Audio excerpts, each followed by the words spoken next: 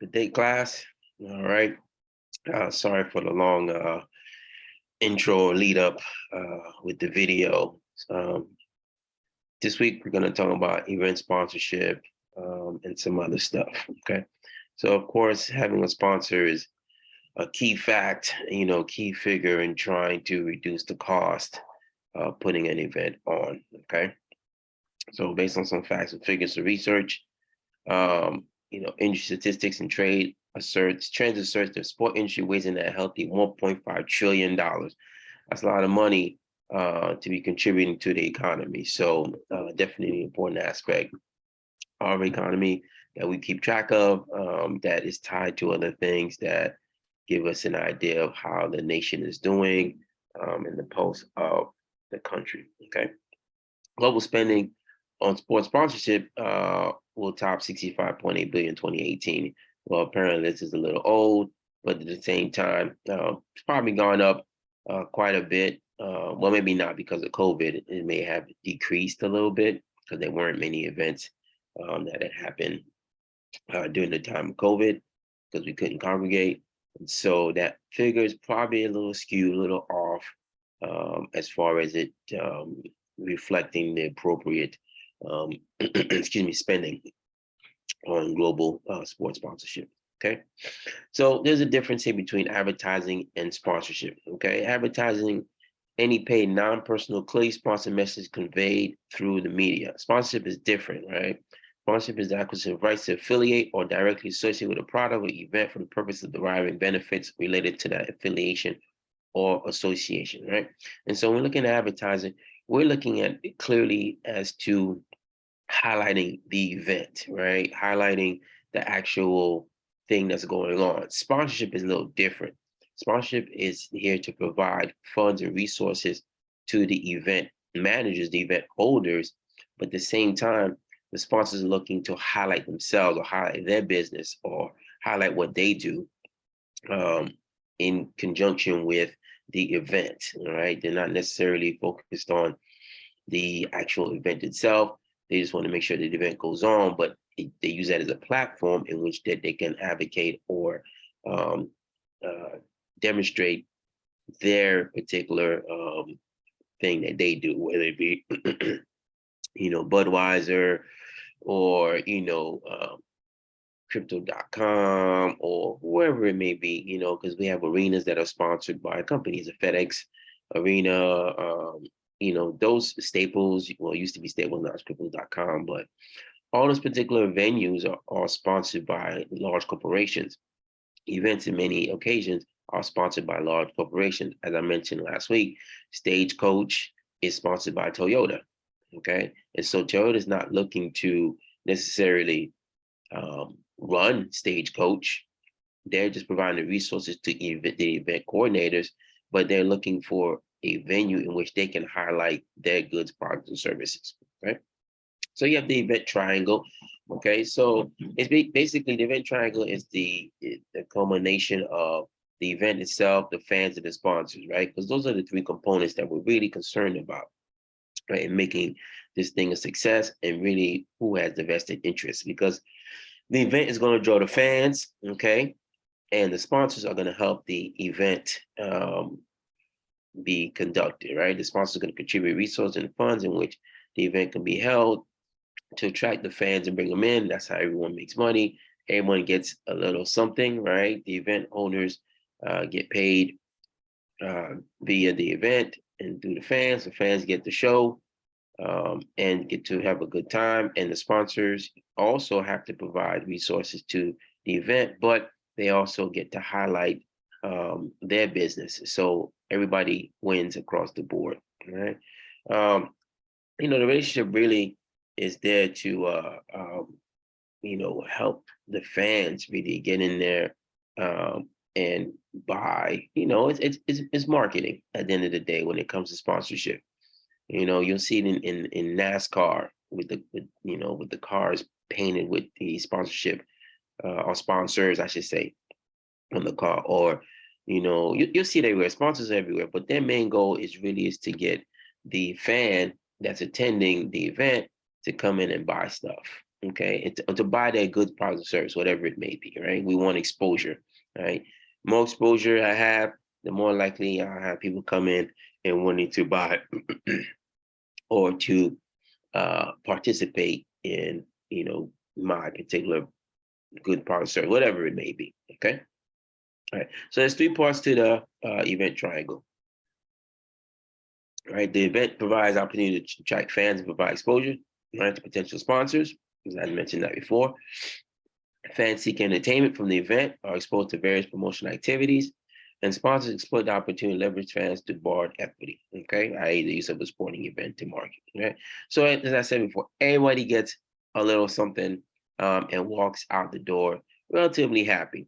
The fans, of course, who bear the financial aspect and really are the drivers of whether or not the event was successful from a financial standpoint, right? It really is about the fans and how much they spend on those extra things while they're there, and then afterwards, are the fans going to patronize the sponsors, right? And then we get another kind of metric, or something that we can see or measure the efficacy of the sponsorship, right?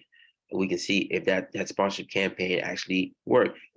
Did we get more customers, or was there a drive or a increase in customers based on the event, right? And so this is why sometimes you'll go in a certain place and they'll ask you, how did you find out about us, right? How did you hear about us? They're trying to figure out which is the best medium in which to address the consumer. How can I tap into the consumer, right, in the most efficient way? Is it through radio? Is it through TV? Is it through sponsorship?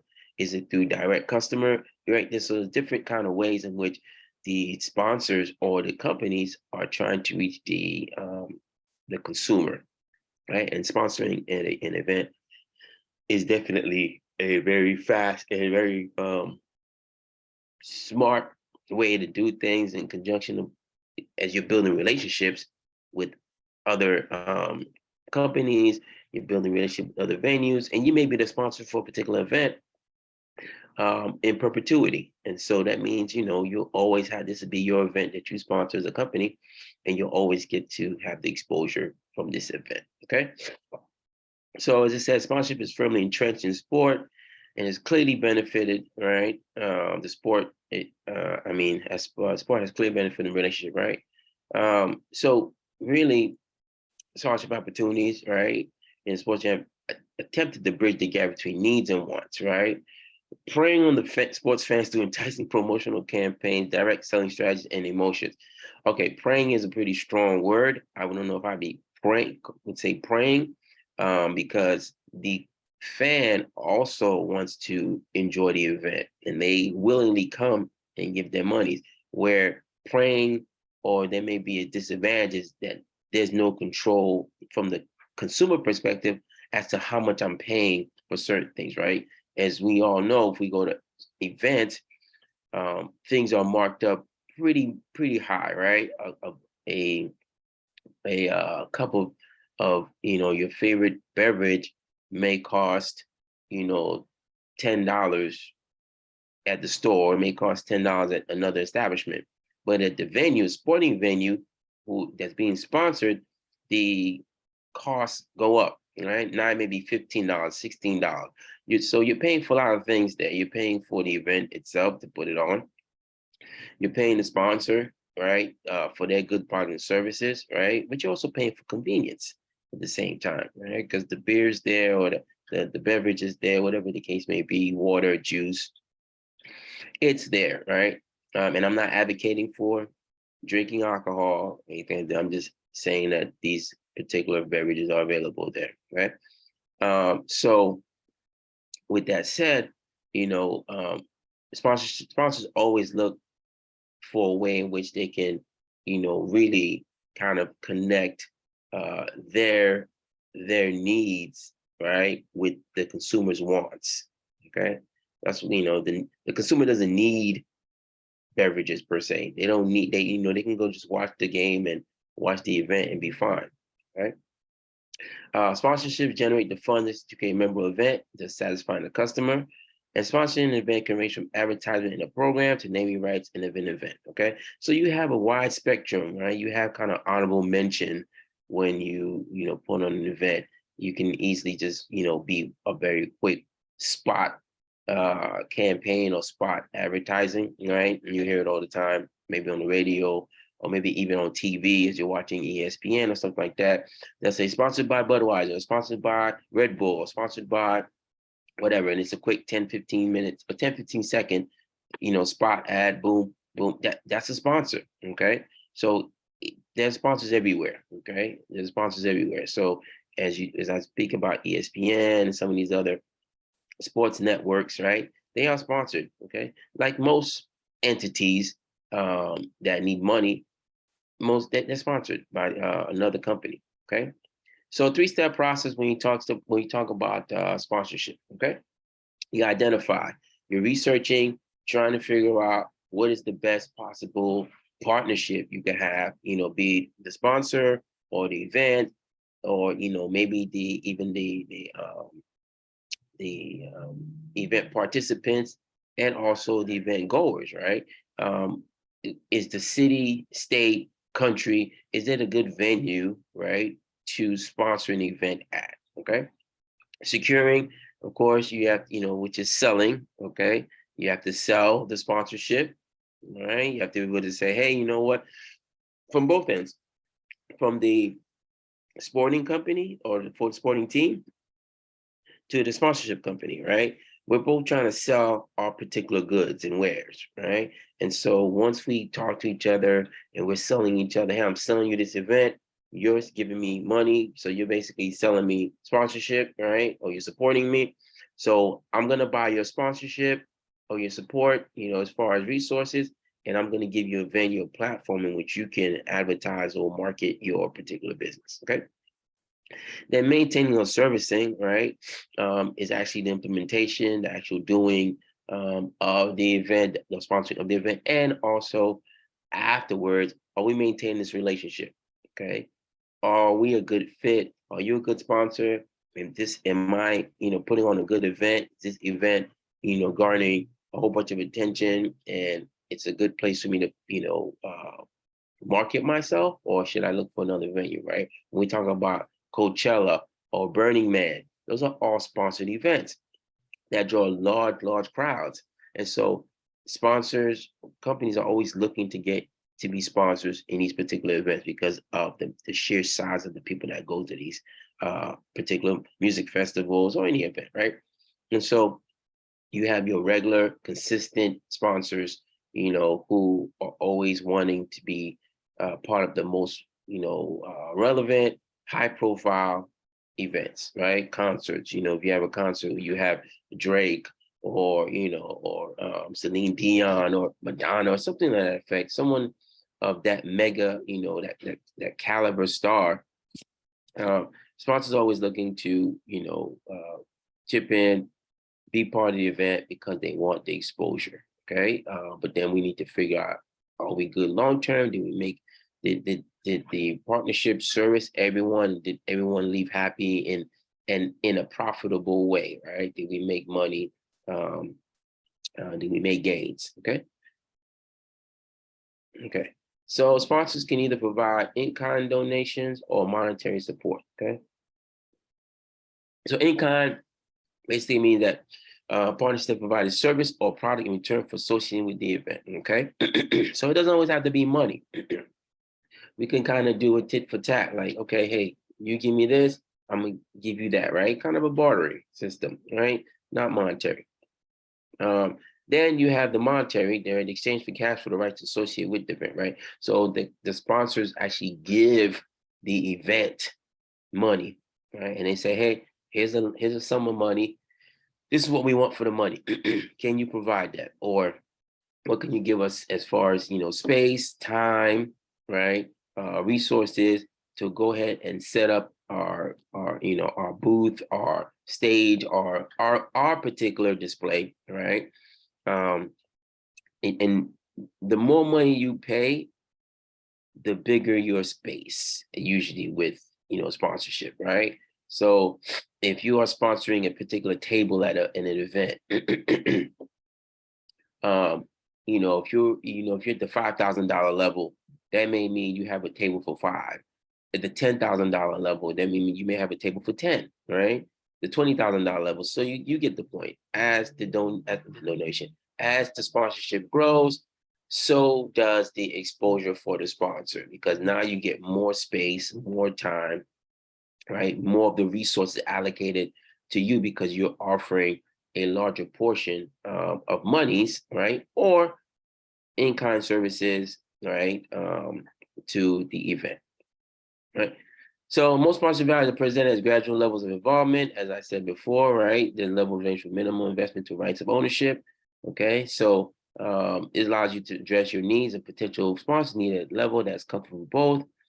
And depending on the event, it'll be specialized categories that represent your opportunities, right? So again, the sponsorship levels range from, like I said, a very, maybe a couple dollars here and there and a quick mention, to all the way to where you have a naming convention right?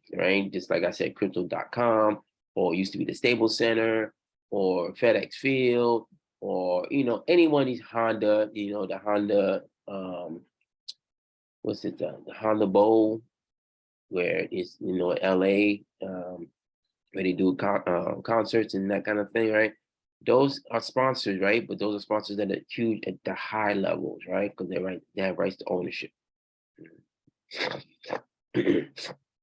All right, so naming rights, okay? Just talked about that. 3 distinct naming rights convention. Rights to legacy gifts, such as the many buildings that have been named Rockefeller and Kennedy, okay? Rights for a title sponsor of an event, and rights for a long-term partnership, right? So when you have all these particular rights as a sponsor, right, you get a lot of things that come with it, depending on how much money you have given, and or what are you providing in exchange for those naming rights. Now, naming rights are pretty interesting because now the venue becomes associated with your brand, okay, with the sponsorship's brand. And so that kind of sticks in people's mind. And the naming convention, whatever it is now used going forward until that partnership is, terminated, or something, or something else happens and such. Then we will start to name, call it something else. Like I said, used to be Staples Center, now it's crypto.com, right? Happens all the time, right? You will see stadiums, arenas be named one thing, for a long time, and then boom, the name will change. That's because the sponsorship has changed, okay? For whatever reason, the companies have decided that they no longer want to sponsor it. It's no longer beneficial to them, or they're going out of business, or they just decide that, that it's not in their best interest anymore, right? Of course, sponsor will likely ask what's in it for them. They'll take an inventory of all assets before moving forward, right? So the sponsors will make sure that, they can kind of see what the merchandise is, what the audience is, what the signage is. They're looking for all the things that are going to make them stick out, right? Make people, recognize them and see who they are, and but they want it in abundance. They want it everywhere. They kind of want it, painted on the walls, posters up, they, any decals, whatever they can get their hands on, in which they can highlight who they are and have it as a constant reminder to you as a consumer, even in a subconscious or subliminal way, where you're just walking, you see all these signs for a particular sponsor. You may not constantly be reading it, but you're looking at it, and eventually, as time goes on, and you all, you may get thirsty, that's going to be stick in your mind as, oh, I saw the sign for, Pepsi, or I saw the sign for Mountain Dew. I like a Mountain Dew. You may not think that it hasn't, those particular signs and the merchandise and that stuff has impacted you, but it has. Okay. You need to familiarize yourself with the benefits of each potential sponsor, right? You have to understand, as an event coordinator or the person that's making a decision as to who's going to be a sponsor, right? You have to look at what is the event, the benefits for each sponsor, right? What do they get out of it, right? And to realize, like, the sponsors are looking to really, like I said, just market themselves, to be out there for the consumers to see, for the event goers to see who they are, right? But you also need to realize what it is that they're gaining, right? And try to monetize that, appropriately, right? What I'm giving you, how much is that worth? Okay. How much is this benefit that I'm giving you as far as a platform? How much is that worth to you? How much are you willing to pay me, or what are you willing to do to garner this particular spotlight, right? For this particular venue? Because once you analyze the benefits for each sponsor, you may decide that it's not enough, right? What they're getting, or what they're giving you for what they're getting. So you may decide, okay, hey, we need to up the cost, or we need to go with another sponsor, or different sponsors, or search for another level of sponsors. Okay. Success is based on two principles: understanding your product, understanding your audience, right? Of course, that's in any business. You have to understand what it is you're selling, right? And you have to understand who you're selling it to, right? What is your target market? Okay. What is your target market? No, what is your target market, right? You have to know your consumer. You have to know your demographic, who's buying it, right? But you have to also understand your product and who it's made for, who's it catered to, who is actually going to be interested in this particular event, and who's going to be interested in this product, right? So certain things you have to make sure you have to match them up correctly, right? You can't have a a football event, right? Let's just say you have a football event, and one of the sponsors is, people against football, right? Because they're worried about CTIs, or they're worried about the physicality of football, and they're anti-football. They're not going to be a sponsor for you, right? Or they shouldn't be a sponsor, even if they may come in and ask to be a sponsor. Does that really match up? Okay, does that really make sense for us to pair up with this particular sponsor, if they are not on the same sheet of music as far as the game, right? As far as our core values. So you got to think about that, right?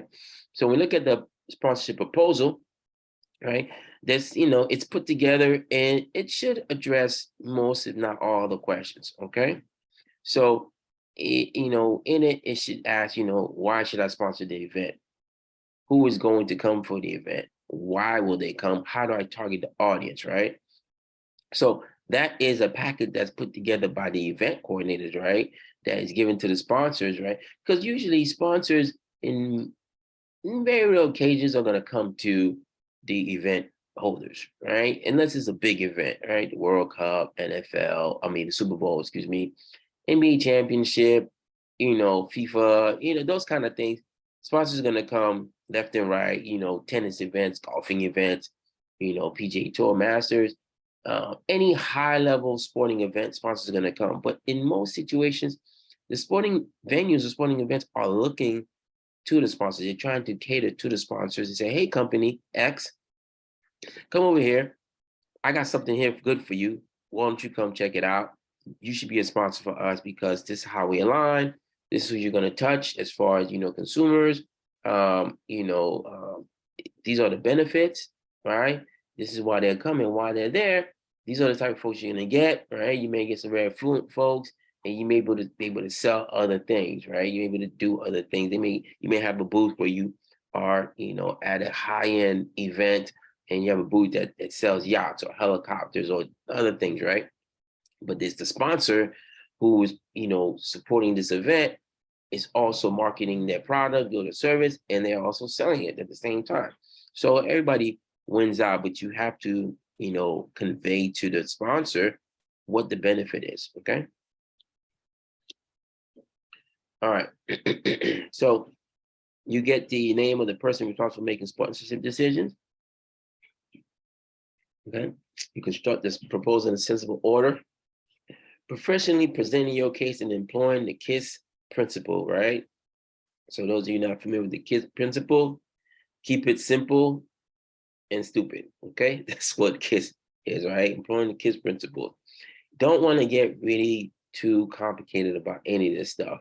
In general, you don't want to get complicated about most things you're trying to explain them, because most folks are not looking to be, get their brain rattled. They're really just trying to understand the basics of what is going on.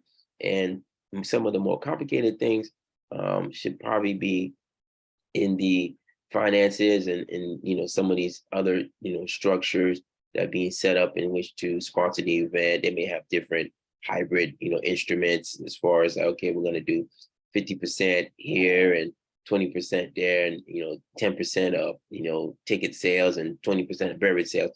It's simple math, but at the same time, it can get complicated as far as like who gets what, when, and those kind of things, right? So that all those things will be worked out during the proposal phase, and trying to figure, okay, is this a good sponsor? How are we going to work out all the logistics and all that kind of thing? Okay? So you can see there's a cover letter, description of the event or program, sponsor benefits, the sponsorship event, investment amount, and a deadline for decision, right? Because we need to know, of course, like, are you going to do it or are you not, right? Are you in or are you not? If you're not in, we got it, no problem, but we need to set a deadline because we're up against a deadline, right? The event is going to occur in a couple of weeks, and so we need to make sure that we have enough time in which we can get a sponsor, get that sponsor acclimatized, right? Acclimated, to what's going on, show them the ropes as far as like where the venue is going to be, where their spot's going to be, and what they may need to do, right? And also their requirements as far as any power requirements, any manpower requirements, all that stuff, right? So we need to have time. So we need to set some deadlines and also set a hard figure as to how much the cost is going to be to the sponsor, right? When we look at implementation strategies, right? The activation of sponsor relates to the process of actively marketing and managing the sponsor's partnership with an event. Activation aligns with advertising, but is more than a mere logo on a sign at an event. Activation refers to stimulation. Stimulation translates to action. Action is what the sponsor desires, right? And so really what we're trying to say is that when we're implementing, this whole sponsorship thing, and the sponsor is actually going to, sponsor the event, start setting up, they're looking for every resource, every, everything they can do to market the event, right? Because the more exposure they get for the event, the more people will be there, the more exposure they'll get for their particular, good product or service, right? But it says activation aligns with advertising, but it's more than a mere logo, right? We're not just talking about putting a sticker on and just flashing the logo up. We're talking about maybe having a static display, maybe having a dynamic or interactive booth, right? We're talking about maybe having an opportunity to sell the goods and products and services right there, or hand out samples and other things, or be in the crowd and passing out T-shirts or bags or whatever goodies that they like to pass out. Okay, and so it's not just a matter of of just hey, there's a sticker, or hey, there's a billboard, or whatever the case may be. There's a few marquees or whatever. It's more than that, right? Because it said activation refers to stimulation. All right. I'm being active in trying to make sure that everything is in place and that we have the resources and necessary tools for you to be successful as an event and as a sponsor. That stimulation, prompts people to do things, right? To take certain steps, make decision. And those steps is what the sponsor wants, right? The sponsor wants to see that you're actively engaged in promoting or helping them showcase their particular company, right? Because hey, I'm sponsoring you. I need you to do everything possible to highlight my sponsorship to you. Okay. Whether it be at halftime, I get 5 minutes to talk about my good product service and I align it somehow to the sporting event. All right. There's a number of things that go on. All right. Just to give you even an example here, let's talk about on a plane. right? You're flying to a particular location, and one of the things that sometimes you'll hear if you fly international, sometimes is at the end of the flight or towards the end of the flight, they'll be passing out credit card applications, right? They'll say, hey, uh, if you get your credit card here with us, we're gonna pass out the forms. You get 60,000 miles added to your account, and you can use it for any destination, yada yada, whatever the case may be, right? If if you really think about it, that's a sponsorship. Mastercard, Visa, whatever credit card company is sponsoring that particular event, right? Is sponsoring not necessarily that flight, but that they are sponsoring the company. And this is one of the ways that the company has decided in which to highlight the sponsor, right? Because now I'm highlighting the sponsor, I'm selling the sponsor's goods and services, right? So I'm fulfilling my obligation, right, to the sponsor, and the sponsor gets an opportunity to be, exposed to all the people on the plane, and there may be 5 to 10% of people on the plane, or maybe 1% of the people on the plane that decide, you know what, I like that credit card, I like 60,000 miles as a bonus or as a incentive. Let me have one of those forms. I'll fill that out right now. Thank you very much. It gets processed, and then boom, the person has a new credit card, 60,000 miles to use, and some other things. Okay, so it is very, very helpful. Okay, all right. Also have cause-related sponsors. You bring together not-for-profit and for-profit entities who share mutually beneficial goal in an effort to increase attention and facilitate action. Okay, so you have sponsors that are there for a particular cause, right? That may be sponsor the ASPCA, sponsor a homeless community service activity. Okay, so there's a lot of things that can be done by the sponsor, in which to show that there's some activities and then some decisions being made that really are in the best interest of the sponsor, and trying to maximize that sponsor's exposure, right? So how do you evaluate sponsorships, right? You can do it in a couple of ways, right? On-site distribution of products, okay, website traffic before, during, and after event, and increase in sales after activation. Okay, so as I said, you can kind of look at the actual event to see, okay, what are we giving away, what was bought, right? What at what levels and what volumes, how did the consumer react to the goods and services that we provided at the event, right? You could look at the website, of course, look at the number of hits before, one minute hits during, and the number of hits after, right? And that's a good way to gauge the impact of the sponsorship, right? Because if it's fresh in the people's minds that are there while they're at the event and they're looking it up on their phone, then we can kind of say, okay, hey, the event garnered this much, this much attraction to the site, right? We got this many hits. And then, as I said before, increase in sales after activation, right? So now we're looking to see, after the event's over, things are done, people go back home the next day, couple weeks.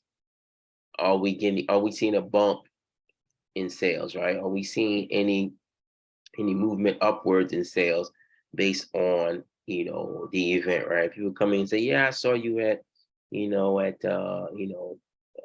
Coachella, right? I saw that you sponsored Coachella. I really like that product. I didn't have time to go and come to your booth, but I figured I'd come to the store now based on that, right? So that's direct marketing that can be attributed to the sponsorship of that event, right?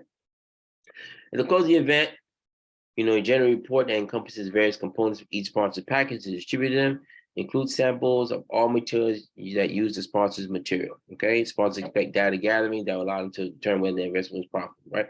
So basically, what you're doing is an after action report. And in the after action report, you are kind of laying out, what happened, from start to finish. You're giving the sponsors back their, material, all their goods, all the stuff that they used to set up and have at the event, because you don't need them, right? That's all their stuff, right? But you're also giving them a financial breakdown, right? You're also giving them a balance sheet, okay, as to, how much was spent, where it was spent, and then what was the net profits, in each category, or what was the revenue, okay?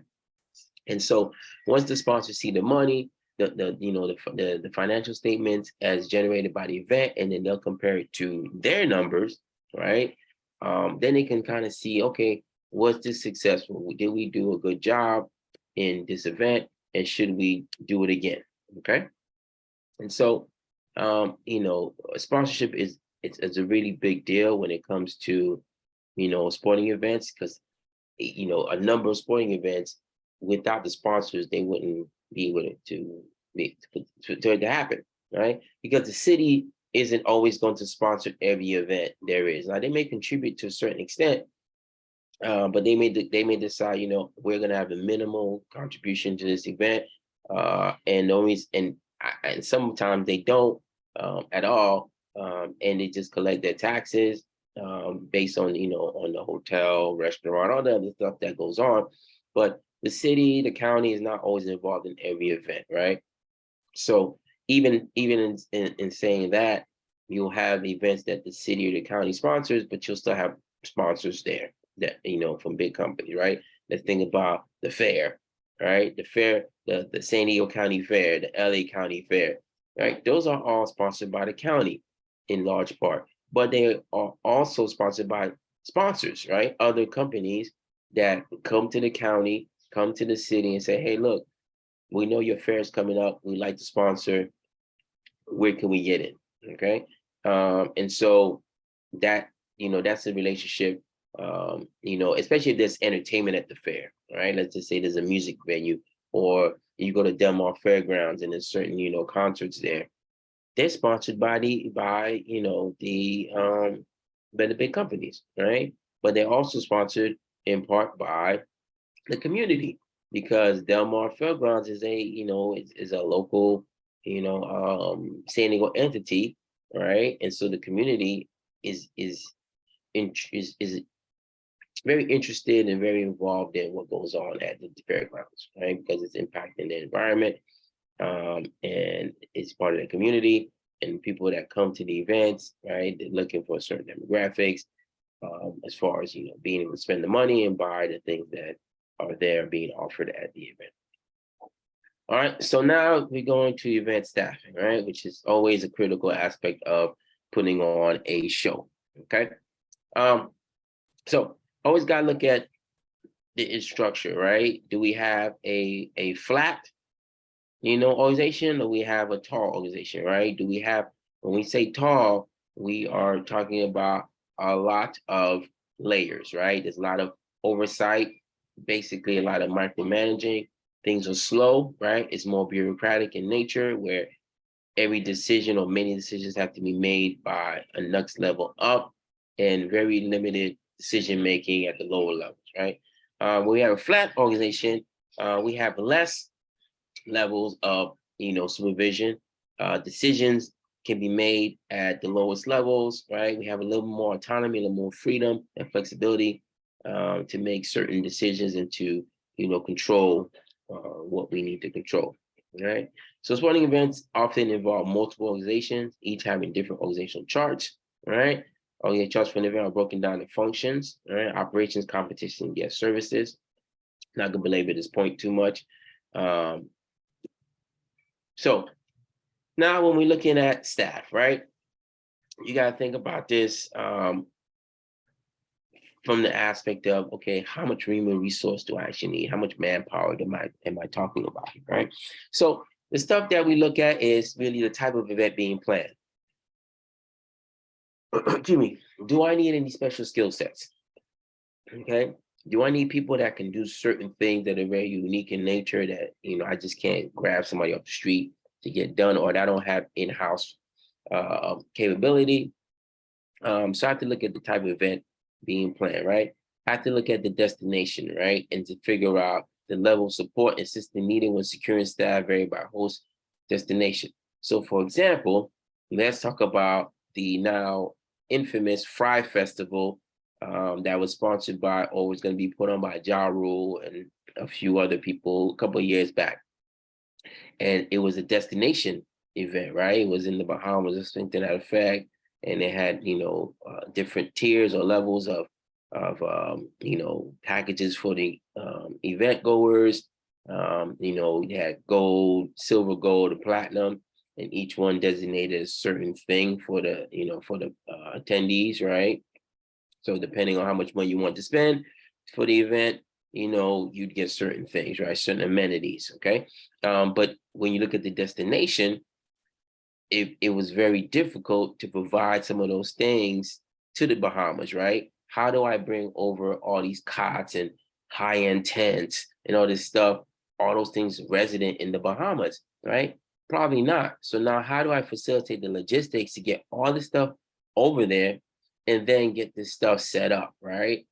What do I need to make that happen, right? What kind of manpower, how much time do I need to make that happen, right? Because now if I'm talking about setting up in a different country or on an island somewhere, right? That means I'm gonna have to have people there 24/7, right? So I have to have people there that have the time and also have the money to pay for these people to not only come to work, but for lodging, for them to eat, right? I have to make sure there's facilities for them, right? I have to make sure the place is secure and it's a safe place for them to work and to get everything set up the way I need. I have to make sure the power is there. So the destination is extremely important when it comes to figuring out, okay, who do I need, right? What do I need?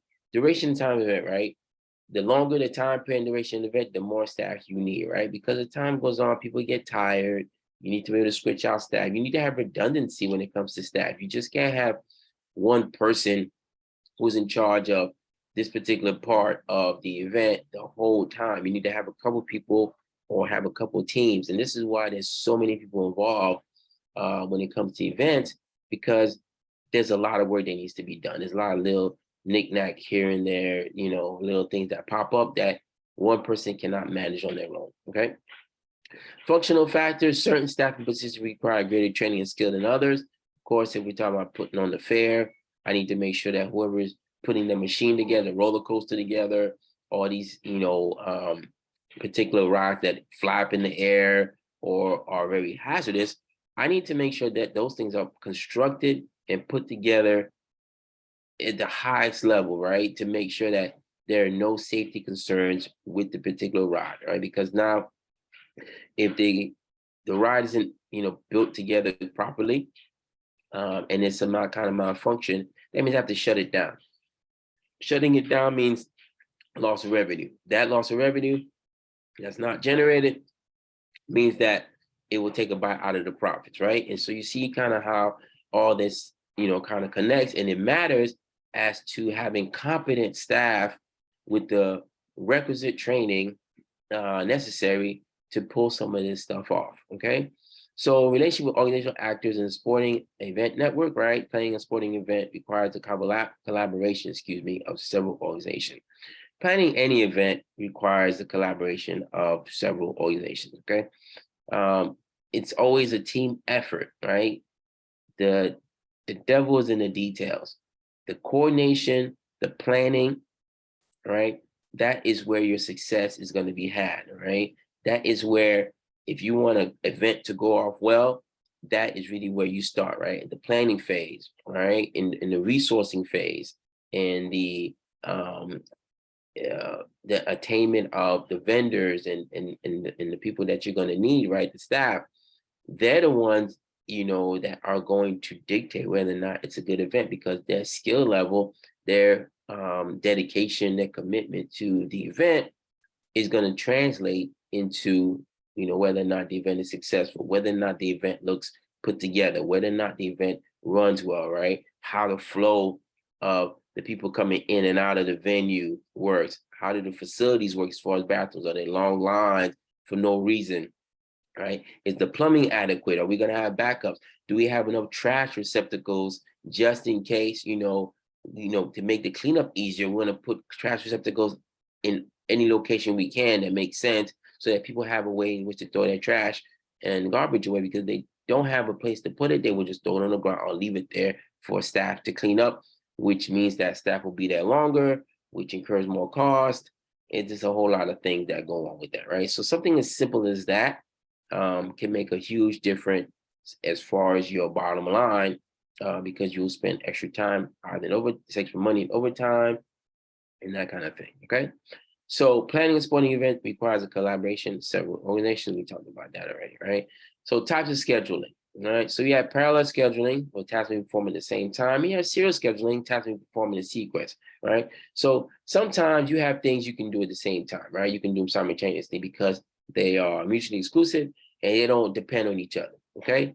But sometimes you have serial scheduling, right? So it basically means that something has to happen before the next thing happens. Okay. And so they are dependent on each other, right? They are not mutually exclusive. Okay. And so you cannot, you have to have,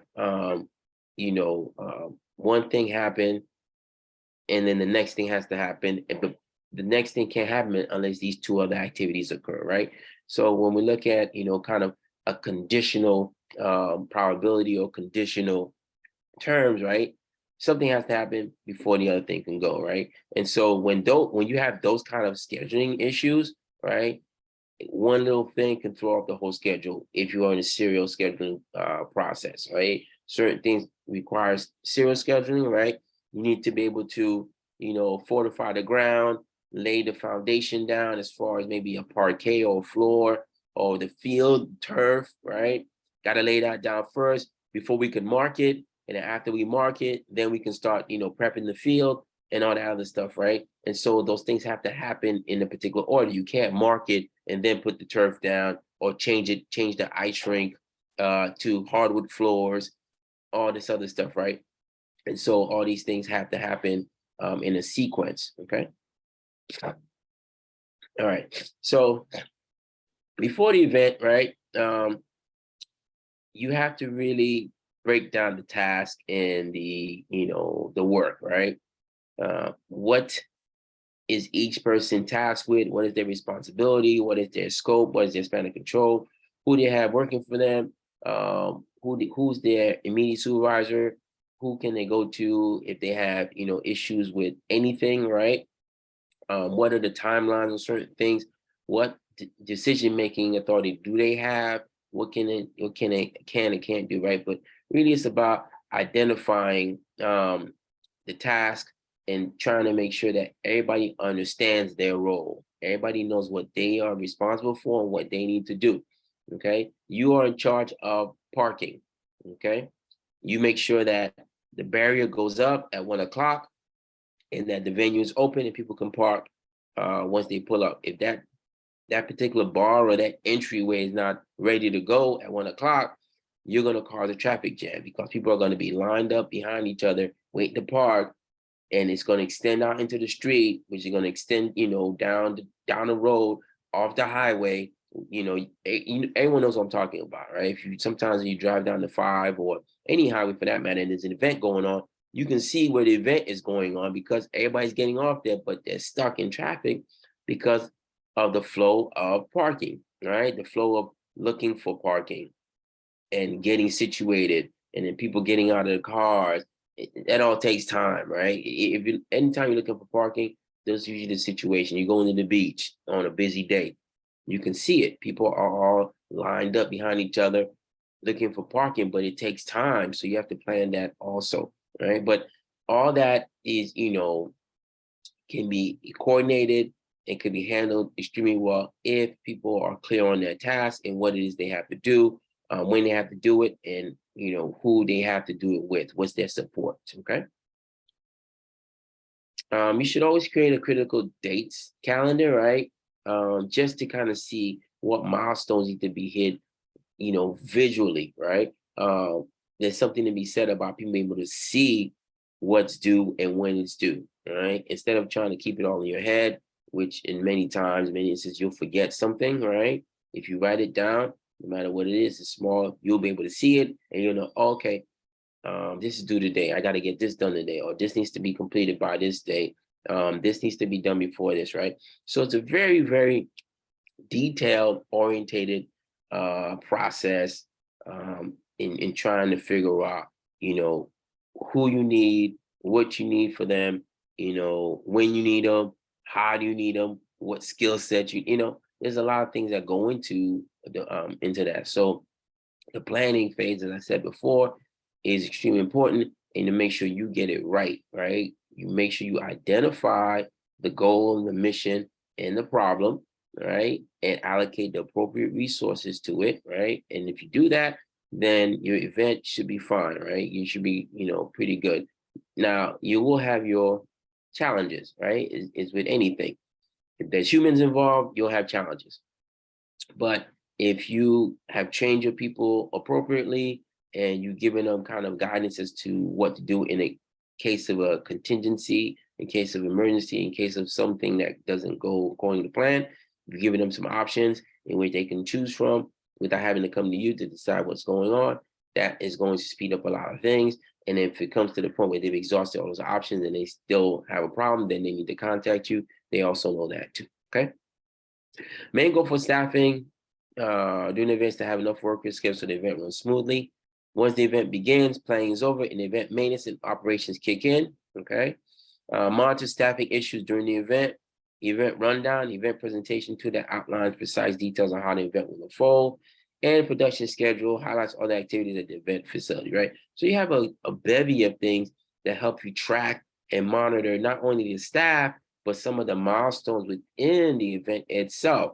And within 30 minutes, we should be at this point in the event. In an hour, we should be at this point in the event, right? And in the hour mark, this is what's going to happen, right? Because in the hour mark, that means that it's halftime maybe. And during halftime, okay, what's going on during the halftime? All right, people are getting up. They're going to go, to the bathroom. They're going to get, food. They're going to get drinks. They're just going to walk around. They're going to check out the merchandise, the apparel, right? Or from the sponsorships. They're going to maybe even go out to their car and get something, right? This is when the event goers have an opportunity to really kind of do maintenance for themselves, right?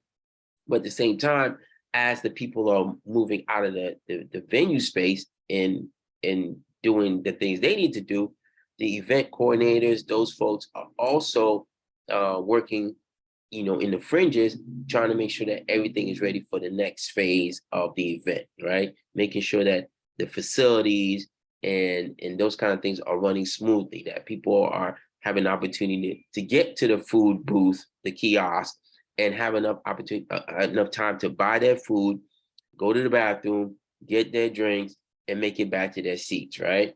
All in time and manner before halftime is over.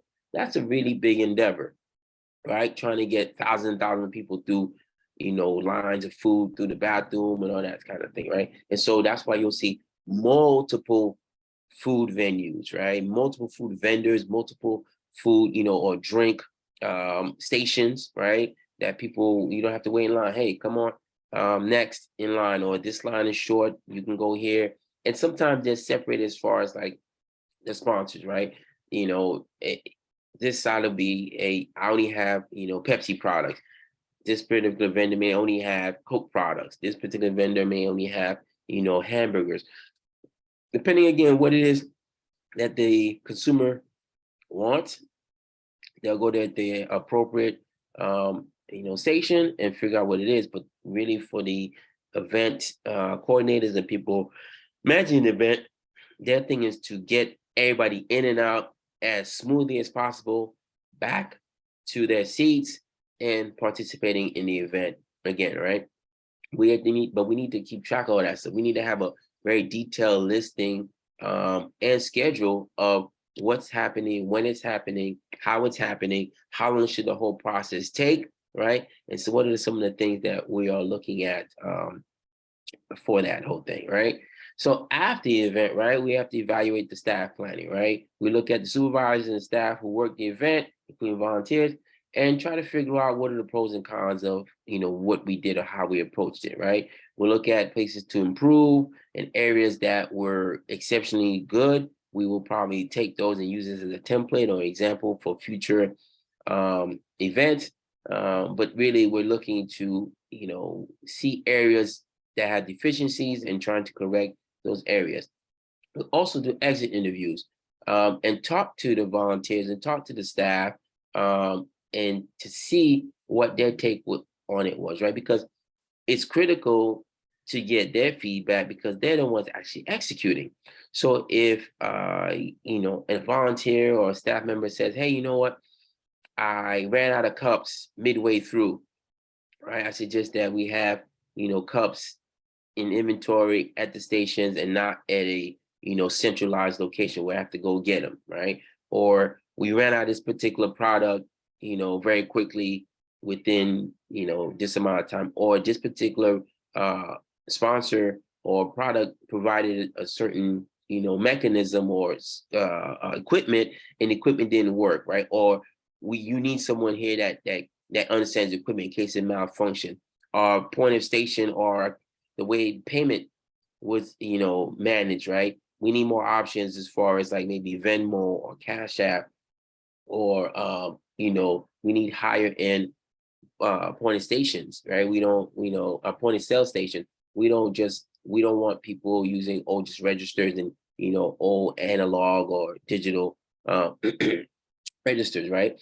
And so all those things we will garner from the exit interviews when we talk to the staff, because they are, again, the ones conducting and doing everything.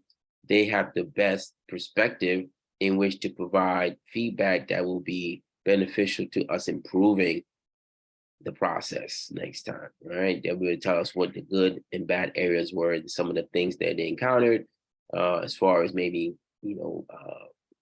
really demeaning or bad customers, right? People wanting things that, there was a high demand for things and things just kind of ran out quickly, or people really enjoyed certain things, right? Or people didn't like, this particular thing. So there's a lot of feedback to be garnered from the exit interview, okay? Now, we're talking about outsourcing staff, right? Procuring goods and services from external suppliers, right? Helps companies to operate in a more efficient manner, provides the company economies of scale. Companies that outsource eliminate personnel costs. Companies outsource because they do not have technical expertise in-house, and a variety of functional areas in the sport industry, such as concessions and tickets, are outsourced, right? And so when you're talking about outsourcing, you're really talking about, looking at an external organization and say, hey, you know what? I need this done, but I can't do it myself. And I can't do it myself for a couple of reasons. One, I don't have the people. I don't have the expertise. I don't have the staff. I just don't understand this, right? And it's just something that I need done. Two, it's cheaper for me to let you do it than me do it, right? I'll let you, do your thing, and I will pay you, and I will still come out on top as far as finances, right? Three, it frees up my folks to do other things, right? Instead of doing this, okay? And so I'm going to hire your company to do security. I'm going to hire your company to clean up. I'm going to hire your company to drive people around, okay? So that my people don't have to do that, because I need them involved in other things that are directly related to the event, okay? So outsourcing, again, definitely provides a lot of flexibility.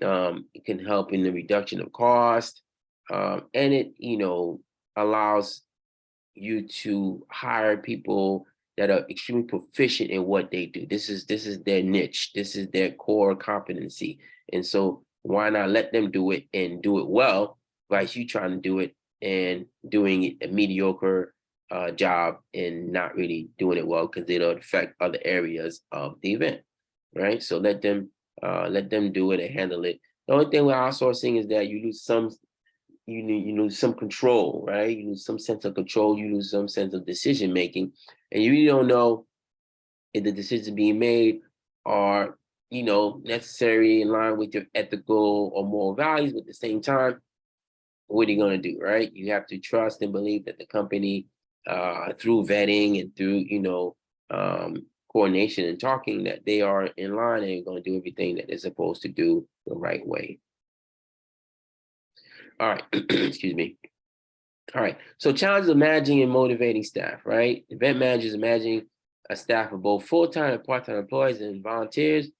In one-off events, the event may occur in such a short period that leaves little time for training or building team cohesion, right? So you really have this problem when you are, moving around, right? If you have a concert, right, and at each venue, the people are different, right? As far as like who controls the venue, but your team, as far as like the artists themselves, they're the same, okay? But they have certain requirements, certain things that they need, right? Sound checks, right, and that kind of thing. Uh, Support for their staff, right? Hotels, food, transportation, right? Those things change venue to venue depending on the event, right? But let's just say you have, your staff that is the staff for your arena that always is there, right? For your team, right? It becomes very routine, right? Everybody knows what they're doing. And so the event manager manages staff, of everyone, right, for the events. But usually it's kind of the same volunteers, for the most part, right? Or they have their core volunteers that they always call on, or people as people come in and say, "I want to volunteer," they'll take them on board. But there's not always time for training, right? So depending on the nature of the event itself, that will dictate how much time you have to actually train folks and get them to understand what's going on, right? And so in many instances, if you don't have time to train people, they're learning on the fly, you're going to have some delays, you're going to have some challenges when it comes to the event because they haven't had an opportunity to really, be exposed to certain things. All right. So Taylor's scientific theory says employees do not naturally like work and therefore need post-supervision. Right. And then Mayo's human relations says workers are not only motivated by money, but also having their social needs met. Right. So two different theories. Okay. So let's tackle Taylor's scientific theory. Right. So employees do not naturally like to work and therefore need post-supervision.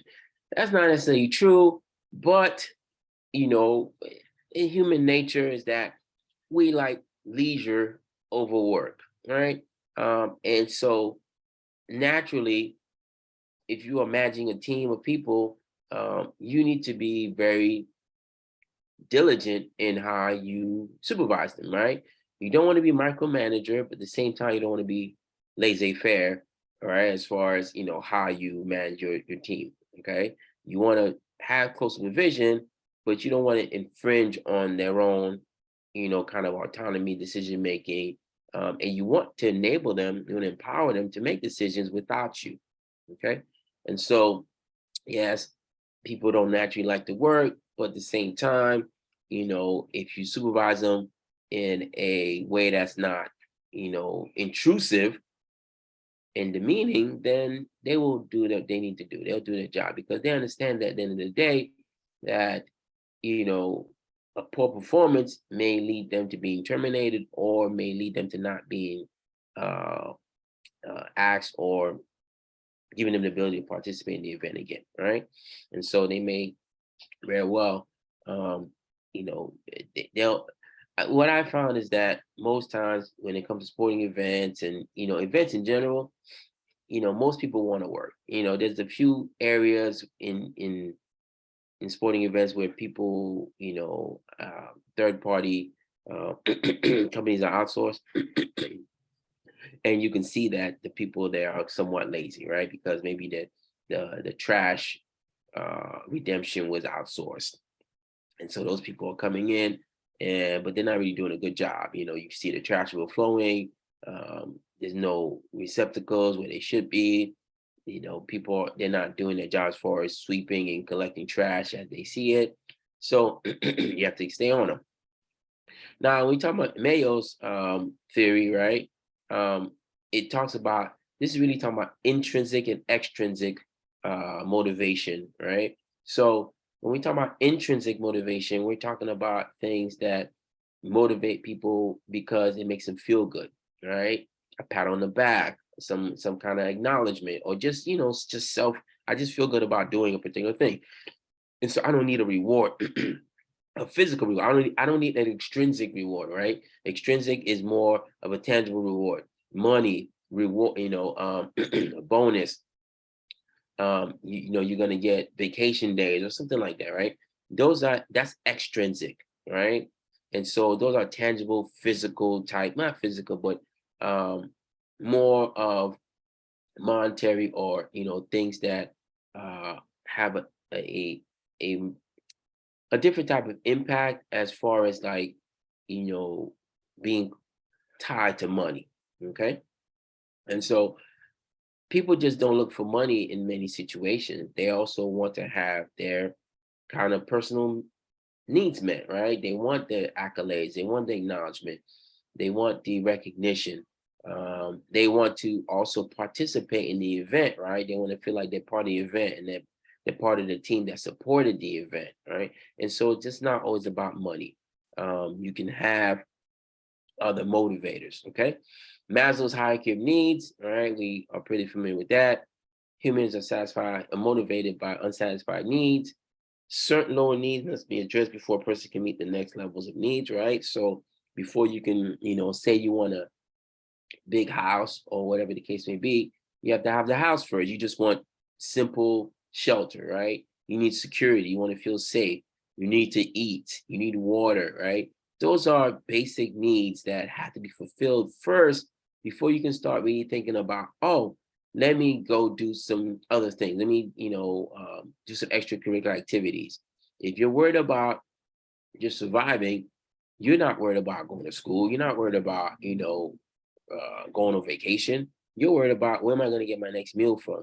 Where am I going to shower? Where am I going to sleep and feel safe enough to sleep? Okay. Herzberg two-factor theory, there's hygiene factors of those that surround the job rather than the job itself. Motivational factors are concerned with the job itself, right? So when we talk about hygiene factors, we're really talking about it's around the job rather than the job itself. Okay. We're really talking about the people and you know what um what things are going to get them going. Okay. What things within the job, right? Within the, when they say the job itself, what things, what task am I doing within my job that are going to help motivate the employee? Okay. Because we want to make things interesting. We want to make work interesting, but because it's not always interesting. And if I can find tasks within the job itself that can help motivate the person, right? Or the job is a motivating job where people want to get in and do it, then that's what I want to kind of build. Okay. Um, Creating loyalty and committed employees, right? Interesting work. Okay. It's hard to do sometimes to provide interesting work because not every work is interesting. Okay. And unfortunately, all right. But you try to, train people in different aspects of the job. You try to train people in different aspects of the company. So there has some variety, right? It switches up. It's always keeping them on their toes, right? You always provide as much information as you can to the employees so that they understand what they need to do for their job, right? And in many instances, it's a need to know, but you need to um, supply them with all the information that is related to their job and some of the things that correlate to their job, so they understand the big picture, right? And then you want independence, right? Like I said, provide workers with flexibility and don't look over their shoulder. You have to give them some room to operate. You can't, hover over your employees, right? You can't micromanage them. Not that you can't, but you shouldn't. You should give them some leeway. You should give them some flexibility. Let them do their job. And until they make a mistake, and when I say make a mistake, I'm talking about a continuous mistake, right? Not just one time. You have to make it more than one time. They continue to make the same mistake or make a variety of mistakes. Then at that point, you go in and you say, okay, well, we need to talk. This is not going to work the way it's doing now. So let's figure this out. All right. When we talk about leadership, right? Leadership, right, up my alley, all right, is a behavioral process, interpersonal in nature. It's aimed at influencing and motivating members toward group or organizational goals, right? The leader drives the train, right? Whatever the leader is doing, the company is going to reflect that, right? Whatever type of leader the leader is, the company, you're going to see it in the leader. You're going to see it in the culture for the most part, right? And so when you look at leadership, you look at the leaders that are around you, are they people that, are personable to other people, right? Are they, outgoing as far as speaking to everyone and trying to figure out what is going on to make sure they're abreast of the situation, no matter what it is, right? That people are comfortable to coming to them with chaotic or challenging things that we need to address, right? As a leader, your real function in life is to influence or to motivate people to do things that they normally would not do on their own. Okay, that's really what you're talking about here, right? um you want people to do things that they don't like doing, okay, but you need it done, okay, and it has to happen. And so how do you do that? How do you get people to do things? How do you get people to have pride in doing things that they don't want to do, and having a sense of responsibility, having a sense of ownership? Really, that's what leadership really boils down to, right? So there's two types of leaders, okay? There's transactional leadership and there's transformational leadership, right? Transactional leadership really just talks about um, leaders that are more process orientated, right? um, they there's a playbook. There's everything is very much some tasks or some preordained or pre-established step. Okay, it's very it's a transaction in the sense that I'm going to give you this, you're going to give me that. All right, and as it says, there's some reciprocity involved, right? In that you're going to get something from what I do, I'm going to get something from what you do, right?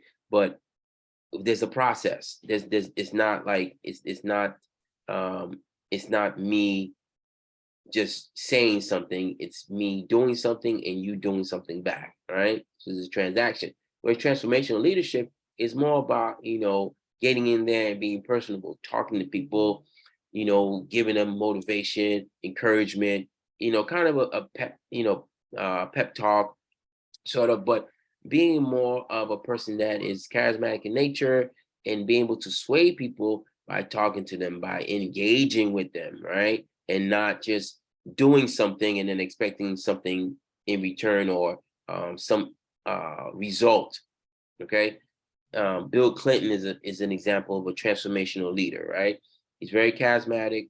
People like Bill Clinton, he go out and talk to people, and in many instances, people would do things for Bill Clinton, and for any transformation leader that they did it, and they did it to the point where they didn't want to disappoint the leader, right? And that's kind of where you want to get to, where the worker, the employee, doesn't want to let you down, right? They want to make sure that they do the job to the best capability because they want to support you as a leader, right? Because they see that you are vested in who they are and you care about who they are, right?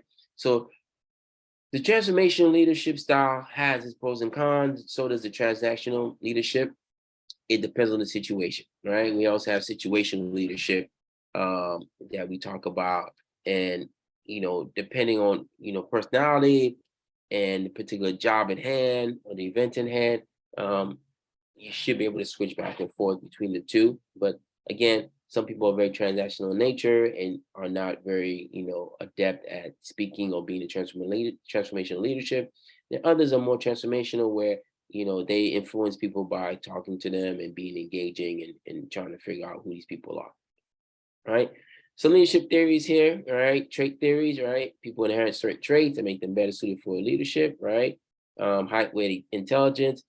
There's a few studies that out there that say height has, is correlated um, um, to leadership and performance and respect and a lot of things, right? The taller you are, the more likely you are to be respected, the more likely you are to be seen as a leader, and those kind of things, right? Intelligence, of course, is crucial and important aspect of being a leader, right? You have to have a cognitive ability, you have to be able to think outside the box and kind of quick on your toes, right? Behavioral theories, right? Leaders are made and not just born. Okay. So this is an ongoing argument about, how leaders come about. There's arguments for both sides. I really can't say one is better than the other, right? You see instances where people, leaders are made, and then you have those people that are just natural born leaders, right? But at the end of the day, whether they're born leaders or they're made leaders, they have certain characteristics or traits that are common between the two, right? And so you can look at the different categories of leader behavior, right? You can consideration, leaders concerned for member well-being and friendly relations within the group. Initiation structure, leaders concerned for the effective performance of the group's tasks, right? So you can kind of see where the transformational leader can be consideration and the transactional could be initiating structure, right? Because the consideration is more about, I'm worried about or I care about the people.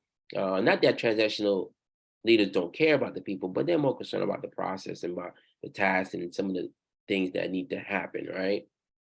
Um, so different types of leaders and different approaches. Um, then we have the situational, leadership theories, right? As I said before, you have Field's contingency model, okay, House's path goal theory, and Hunt's adaptive reactive leadership, right?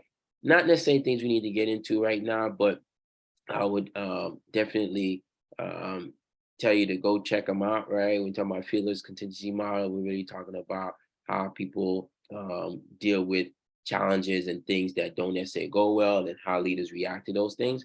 Okay. House of Pascal theory really talks about how do we get to our end state, right? Which way do we take to get there? And then Hunt's adaptive reactive theory is kind of a mix of a both, right? Of the feelers and the house, right? Of being able to react to adapt to changing situations, but reacting in an appropriate manner. Okay. So you need a leader that's able to adapt to different environments but is reactive to the challenges that they face, right? And some of the stuff that's going to come up. All right, so meetings. I'm not a fan of a lot of meetings, I should say. Okay, I think meetings should be held to a minimum, right? You have them when you need them, but you don't need to have necessarily a meeting every week with everyone, right? You may have a standing meeting, weekly meeting that you have with your core staff, in which to make sure that you have an understanding about everything that's going on. You have the big picture, and so that you can plan from a macro level. But once a month you have a one, depending on how the duration of the event, how much time you have, of course, to leading up to the event, right? You have your meetings with everybody to kind of give them a general sense of what's going on.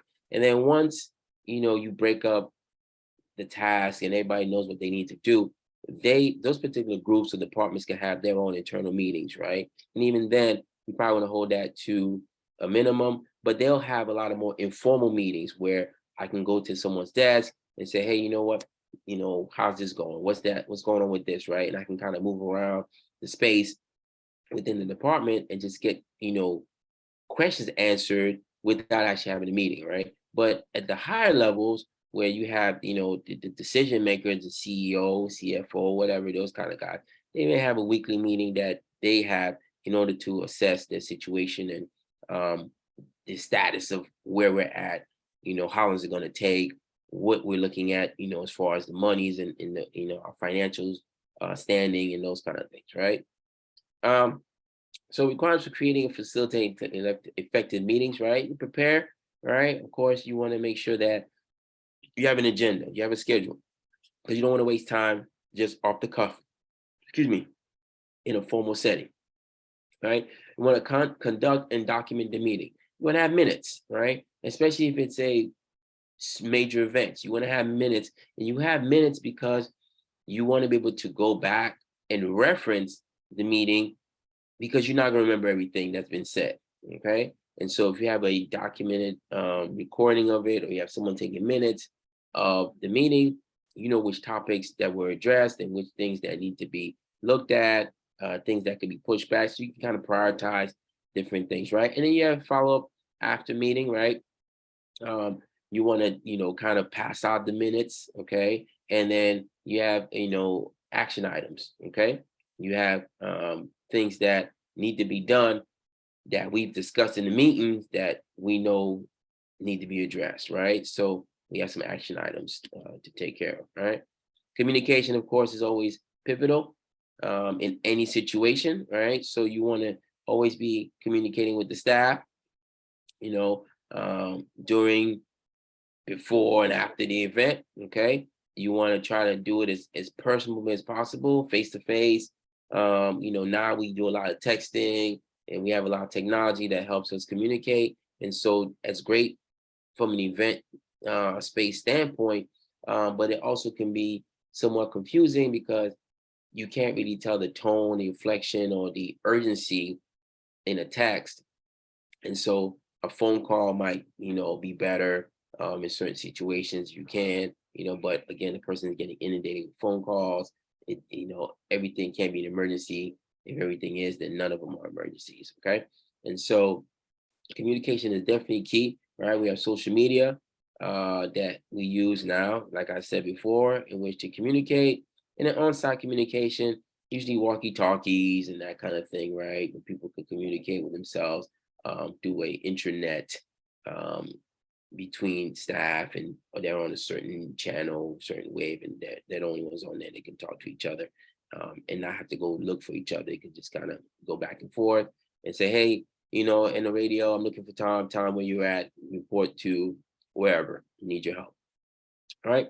So volunteers, of course, are an important aspect of, any event. Getting volunteers is key because that is free HR or human resource. I shouldn't say HR. It's free manpower. Okay. People are coming in, wanting to be involved, and they are willing to do it for free. And it alleviates a huge financial burden, right, for the company, and also fills a gap on things that they need. Okay. And so the organization is always looking for volunteers because the volunteers not only are, doing it for free, they're happy to do it. They're there willingly, right? And they are more likely intrinsically motivated, right?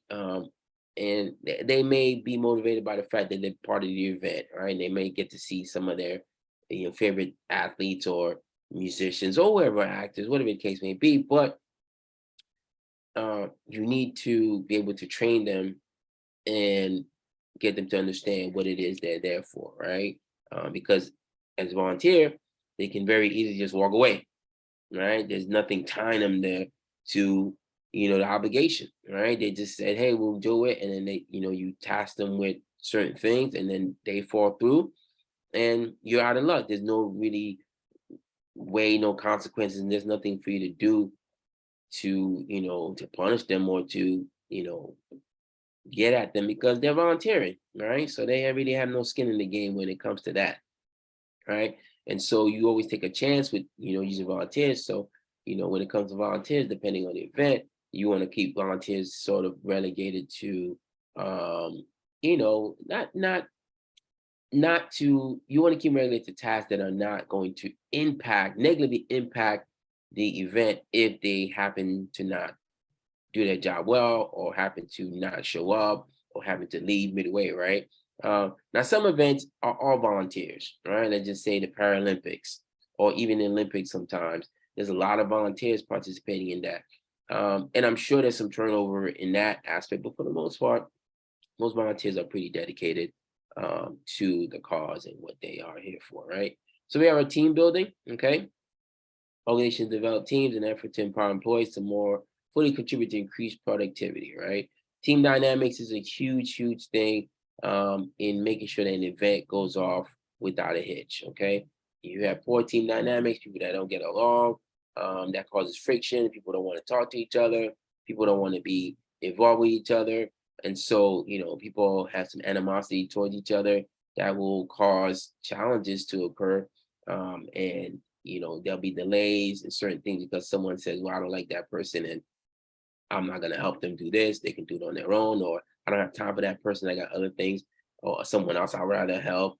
So team dynamics and team building is important. And it really is a function of time, right? Do I have enough time to build up my team? Do I have enough time to do team building activities, right? To help my team be a better, more cohesive, synergistic team, right? I'm trying to build synergy. I'm trying to make sure that they work together. I'm trying to build cooperation and coordination to get collaboration, right? And so you have to build trust between the team, right? Within the team, they have to trust each other. They have to understand, who's in charge, who has certain authority, and I can rely on you to do or help me when necessary. Okay. All right. With that, that concludes this week's presentation. Please make sure to get in there, get your LE completed. If you haven't done so already, it's what's today? Monday. Okay, so you have time. Wednesday, 11:59. Get that done. Make sure to complete all the other stuff, the timeline, the budget. Get those things in. I know it'll be late, but at least you get it in and get some point if need be. Okay. Make sure you take the quiz and that kind of thing. So far, class has been really good as far as like getting things on time, doing things, in an appropriate manner. So I appreciate it. Thank you. Please read the comments on your LEs, right? I'm definitely taking points off for citing and those kind of things. And by all means, if you have any questions about citing and you're not really sure as to why I say a certain thing or I put certain notes down or comments down, please just let me know. Send me a text or not a text, but put it in the Moodle in the chain, right? Just say, hey, I'm not really understanding why you're telling me to cite more or I don't understand when you're saying a reference listing. I want you to ask me those questions because I'm trying to set you up for the future, right? Later on down the line, citing APA is going to be an important aspect of your writing. And academically speaking, I'm trying to expose it to you right now at the undergrad level so that you have an understanding of it if you decide to go to the master's or doctorate level. You understand how important citing is. Okay. So with that, that's all I have. I will see you next week.